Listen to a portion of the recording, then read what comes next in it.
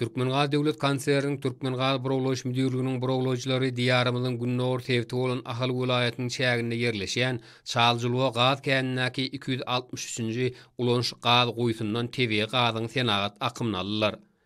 Müdürligiň buragulaçylary döwletimiz tarapyndan özlerine berilýän biýmeçür kömek gollawlar hemde goýular buraglamakda toplanylan baý iş tejribe arkaly goýunyň burag işlerini 850 metr çuňlukda ýerine ýetirdiler. Olar 797-794 metr çuňlukda gatlaklarda geçirilen değişli işler netijesinde bu ulanş goýusundan senagat ähmiýetli gaz akymyny aldylar. Hünärmenleriň hasaplamalarına görä ulanş goýusy her gije günnüde 194.000 kub metr tebiga gaz berýär. Goýudan alynan tebiga gazyň düzüminiň kükürt wadarozsuz arasynda bolmagy bu gaz käniniň mawy ýanyjynyň iň esasy aýratyllygydyr. Bu olsa gaz goýusundan alınjak tebiga gazyň hil wabatyny dünýä ülümleriniň ölçeklerine dol laýyk bolmagyny şertlendirýär.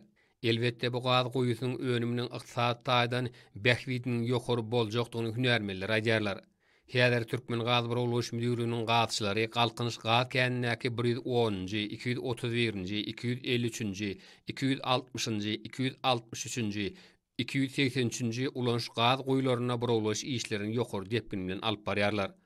Türkmengal Döwlet Kanseriniň gazçylary ýurdumyzda uluzaro çygy malynyň çykarylyşyny artdyrmakda özlerine döwletimiz tarapyndan döredilýän giň şertler üçin hormatly prezidentimiz Arkadagly Gahryman serdarymyza, türkmen halkynyň milli lideri Gahryman Arkadagymyza alkyş sözlerini aýdýarlar.